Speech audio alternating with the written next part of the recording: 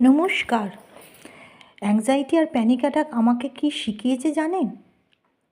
আপনাদের কাদের কাদের কি শিখিয়েছে যাদের অ্যাংজাইটি আর প্যানিক অ্যাটাক হয় আমাকে জানাবেন। অ্যাংজাইটি আর প্যানিক অ্যাটাক আমাকে নিজের মনের সঙ্গে লড়াই করতে শিখিয়েছে। আগে আমি লড়াই করতে জানতাম না মনের সঙ্গে। মন যখন যেটা বলতো সেটাই করতাম, কিন্তু এখন মন বললেও মনের বিরুদ্ধে কাজ করি। আর এই অ্যাংজাইটি আর প্যানিক অ্যাটাক থেকে আমার মনটাকে আমি নিজের থেকে শক্ত করেছি, লড়াই করতে শিখেছি।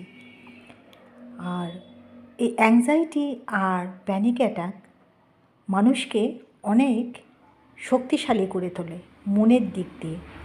এই যে অ্যাংজাইটি আর প্যানিক অ্যাটাকের যে কষ্টটা, এই যে বুক ধড়ফড়, শ্বাসকষ্ট, মনে হচ্ছে এক্ষুনি মরে যাব, আজ থেকে 8 বছর আগে যেটা আমার হয়েছিল, এখনও মাঝে মাঝে হয়, কিন্তু এটা আমি মনকে নিজের থেকে শক্ত করেছি যে অ্যাংজাইটি আর প্যানিক অ্যাটাক যতই হোক আমি মরে যাব না।